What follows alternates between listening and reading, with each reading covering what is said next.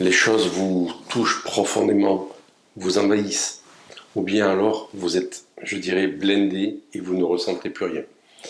Si le thème de la sensibilité vous intéresse, alors restez avec moi.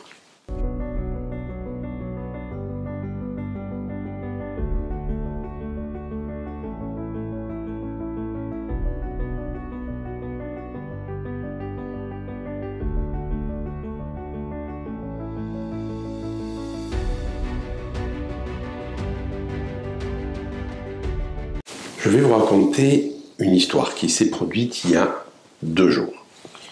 Je suis en train de faire un reportage vidéo sur les lieux qui ont marqué mon parcours énergétique et ma sensibilité dans la canalisation et dans la capacité à ressentir les énergies. Et donc, je vais sur un lieu qui m'a beaucoup marqué, où il y a un arbre maître. Et donc, je tourne ma vidéo au niveau de cet arbre. Et sur le chemin de retour, donc, on est dans un bois, dans une forêt où il n'y a personne. Et sur le chemin de retour, je vois une dame qui me précède avec 2 chiens, comme ceci. Je m'arrête, je me dis, je la laisse partir. Je n'ai pas envie qu'elle soit surprise en se disant, il y a un gars dans ce bois. Et donc, je m'arrête, et au bout de quelques instants, je reprends mon chemin, et je la vois, elle est contre un arbre comme ceci, avec ses 2 chiens qui sont à côté. Donc, je file, elle m'aperçoit. Donc je passe à son niveau, je la salue, et elle m'interrompt me disant « mais il me semble que je vous connais ». Alors je dis « bon peut-être ». Elle me dit « vous ne tournez pas des vidéos ?» Je dis « si ». Elle me dit ouais, « non ». Je dis « si Annie veut être... » Ah, elle me dit « j'ai vu une vidéo de vous il y a 2 jours. Et donc j'apprécie ce que vous faites, etc. » Et on commence à parler. Elle me dit « mais vous avez dû me prendre pour une folle là, en train de parler à un arbre ». Je dis « rassurez-vous, j'étais en train, moi, effectivement, de tourner une vidéo auprès d'un autre arbre, qui est un chêne millénaire, qui est magnifique. » Elle me dit « ah oui, je connais ce grand chêne, mais je m'approche rarement parce que je préfère ce pin-là, parce que je le sens plus proche de moi. » Et on commence à parler sur la communication des arbres comme ceci. Et j'ai trouvé ça hallucinant que sur un reportage sur l'énergie, sur la canalisation, sur le fait de communiquer avec des autres règnes, je rencontre une personne comme ceci qui me parle de ça, la synchronicité. Et elle me dit, mais dans mon entourage, mais tout le monde me prend pour une folle, jusqu'à ce que j'ai vu hier soir, donc c'est elle qui me dit ça, j'ai vu hier soir, dans un sommet, sur donc le web, une conférence qui parlait des gens qui sont avec un haut pouvoir de sensibilité. Et elle me dit, waouh, ça m'a apaisé parce que jusqu'à aujourd'hui, je me sentais, pas schizophrène, mais quelque part je me disais, j'ai dévissé ou je me sentais pas normal.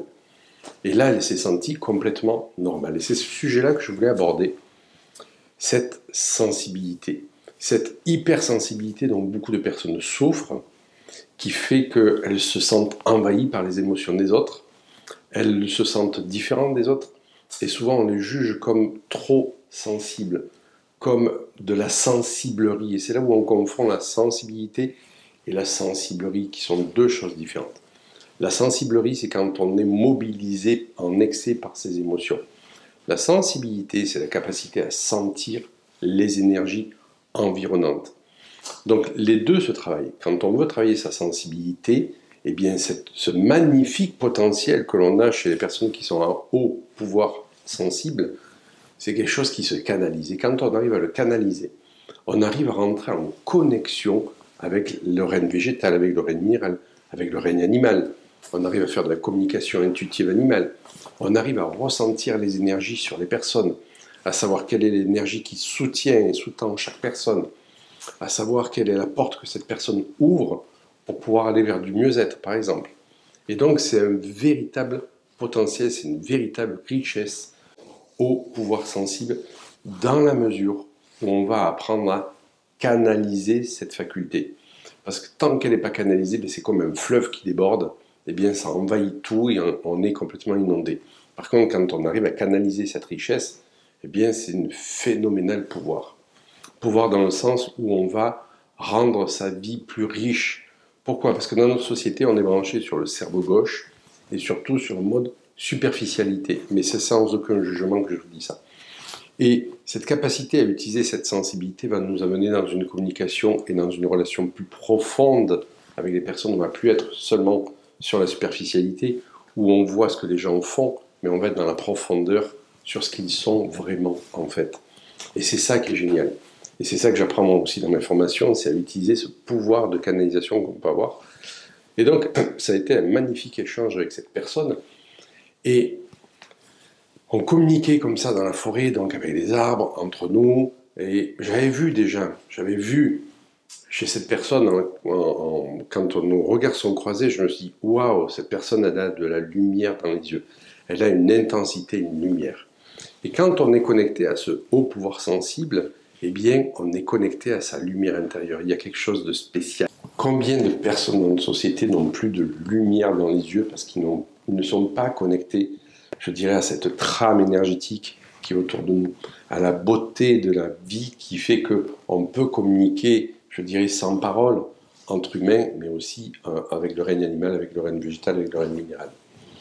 Et souvent, quand on s'adonne, je dirais, à cette communication, eh bien, les personnes qui sont fermées à ceci jugent d'une façon assez sévère ces personnes-là. Et en fait, elles jugent parce qu'elles-mêmes sont coupées de ce pouvoir. Pourquoi? Parce que ce pouvoir, on l'a tous. On l'a tous. Mais sous, je dirais, sous l'effet de jugement qu'on a pu avoir en enfance, sur l'effet de traumatisme, de douleur, de souffrance, qu'est-ce qu'on a fait? On a fermé les portes. Beaucoup de personnes ont fermé les portes. Pourquoi? Parce qu'il ne faut pas être vulnérable. Il ne faut pas être sensible. On nous apprend à nous blinder. On nous apprend à nous carapacer.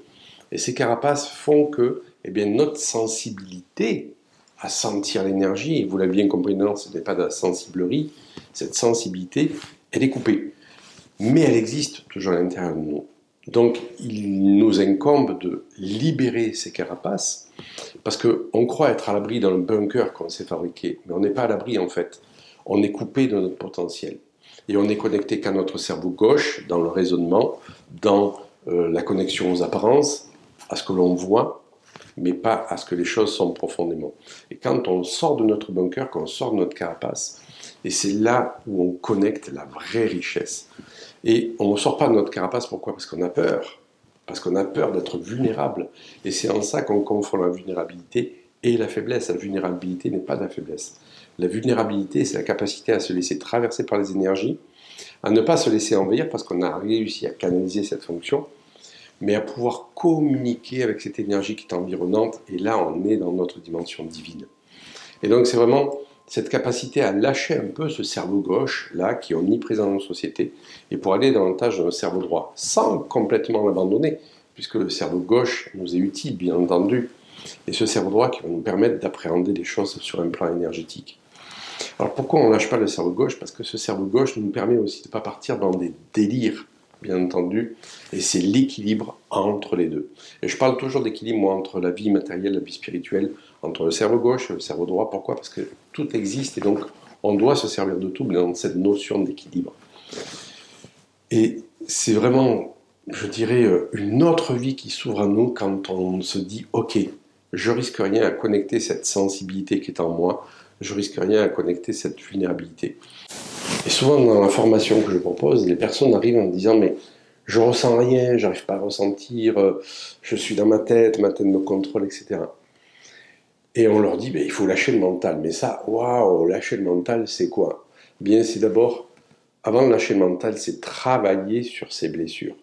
Et quand on est hypersensible, comme ceci, qu'on se laisse envahir partout, ou qu'au contraire, on est carapacé et on est plus sensible à quoi que ce soit, eh bien, la libération des blessures, que ce soit l'abandon, la trahison, l'injustice, on connaît tout ça, va permettre de libérer tout ça.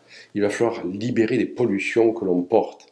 Et le fait de libérer ces pollutions va faire qu'on ne va plus être branché sur ces pollutions, on ne va plus être branché sur ces souffrances, et on va pouvoir se brancher à l'intérieur afin de pouvoir rentrer en résonance avec notre environnement. Et je peux vous assurer que j'étais quelqu'un qui était carapacé dans sa tête, dans son corps, parce que mon père me disait que si on pleurait, on était une fillette, il ne fallait pas pleurer. J'avais appris, moi, à me blinder. Et donc, il n'a pas fallu que j'aille, je dirais, apprendre à devenir sensible et à connecter l'énergie environnante. Il a fallu que je travaille sur mes blessures, tout simplement. Et en libérant ces blessures, eh bien, cette faculté à ressentir les choses, à être à nouveau atteignable par les choses vulnérables, mais pas dans le sens faible, fragile, dans la sensiblerie, dans le fait de, ok, je peux me laisser traverser par l'énergie, et je suis en connexion avec cette énergie, je peux irradier mon énergie, et je risque rien. Ce qui fait que quand la blessure d'abandon, de rejet, etc. vous parle beaucoup moins, eh bien, on ne peut plus vous toucher sur ces failles-là.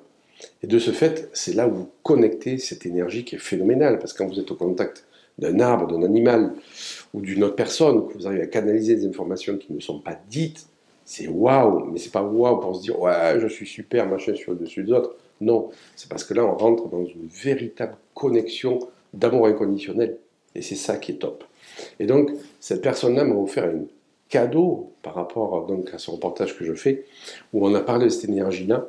Et ça a été un cadeau aussi pour elle de comprendre que grâce à cette conférence qu'elle avait vue et grâce à nos échanges, elle était tout à fait normale. Et là, je lui ai fait un cadeau supplémentaire en lui disant, mais vous savez, cet arbre que vous venez voir tous les jours, là, il est en train de me dire que, waouh, pour lui, votre rendez-vous, c'est un moment qu'il attend avec impatience. Elle avait la larme aux yeux, et c'était génial. Et dans ses yeux qui avaient tant de lumière, c'était hallucinant. Et c'est ça qu'il nous faut retrouver, c'est la lumière dans les yeux. Et qu'est-ce qui peut nous donner cette lumière dans les yeux? Eh bien, c'est le fait de connecter cet aspect magique de la vie. Quand je dis magique, le mot est vraiment pesé. C'est vraiment waouh, waouh, quand on connecte cette énergie-là, des arbres, de la nature, mais sans avoir des fleurs dans les cheveux, sans aller sur les chemins pieds nus à Katmandou, sans aller fumer des substances. Non, non, en étant tellement ancré, que vous êtes connecté à la terre, mais vous êtes connecté aussi à l'énergie environnante, que vous savez que vous êtes dans le juste, vous savez que vous n'êtes pas dans un délire de votre tête, vous n'êtes pas dans un délire mystique, vous ne laissez pas emporter par plein de choses, vous savez que c'est juste. Et quand vous scannez une personne, vous canalisez des informations, vous dites, voilà, dans votre vie, à tel âge, il s'est fait ci, à tel âge, il y a eu ça, je sens l'énergie de votre père qui est comme ça, je sens l'énergie de votre mère qui est comme ça, je sens que votre défi, c'est ça, je sens que la porte à ouvrir, c'est ça, etc. Bien sûr, parce que cette personne est en consultation, on a eu son accord pour pouvoir faire ça, bien entendu, et que la personne vous dit, oui, c'est exactement ça, vous savez que vous n'êtes pas dans un délire mystique. Donc moi je dis oui à ce haut potentiel sensible. Si vous êtes hypersensible, c'est une chance. Par contre, comme je l'ai dit, il faut apprendre à canaliser, je dirais, cette eau débordante pour pas qu'elle envahisse de partout. La canaliser parce que c'est une véritable force. Et ça s'apprend. Et si vous êtes, je dirais, si vous pensez être insensible, c'est-à-dire que vous êtes carapacé, vous êtes uniquement dans votre cerveau gauche, et tous ces trucs-là, c'est des trucs pour les allumer, pour des gens qui, ça y est, qui ont la bouilloire qui fume là-haut, eh bien, sachez que vous avez au fond une sensibilité qui demande qu'à être déployée et qui vous permet de vivre une autre vie, vraiment une autre vie qui n'est plus basée uniquement sur la superficialité, mais sur la profondeur des échanges. Et nous sommes tous sensibles. Pourquoi? Parce que tous, nous sentons pas les choses pour nous. Il y a des personnes, on ne sent pas ces personnes-là. Il y a d'autres, on sent que ça passe. Eh bien, déjà, c'est avoir du ressenti. Quand on exerce, qu'on apprend à entraîner ce ressenti, ça devient magique. Ça devient vraiment, vraiment magique. Donc, si vous êtes ce type de personne qui a vraiment cette capacité à ressentir les énergies autour de vous, mais trop fortement à vous laisser envahir, dites-vous que vous êtes normal. Il n'y a rien d'anormal. Vous n'êtes pas schizophrène. C'est à partir où on commence à avoir du moment où on commence à avoir des idées, je dirais, qui sont destructrices, etc., que oui, là on devient dans la pathologie, mais c'est parce que vous ressentez les émotions des autres, et vous aimez aller dans la nature, et vous sentez les choses, et vous percevez des choses, et vous êtes pris par les autres comme un ou une extraterrestre, eh bien vous êtes tout à fait normal, vous êtes humaine ou humain, avec des capacités, des perceptions extrasensorielles qui sont plus développées, mais qui ne sont pas forcément canalisées. Voilà, c'est vraiment ce que je voulais vous dire dans cette vidéo, que ne rejetez pas ce que vous êtes, sous prétexte qu'on vous dit que vous êtes beaucoup trop sensible. Et comme je l'ai dit, ne confondez pas la sensiblerie et la sensibilité. La sensiblerie, vous allez pouvoir, je dirais, la traiter en traitant vos blessures, rejet, abandon, trahison, injustice, humiliation. Ça, vous allez pouvoir enlever cette sensiblerie.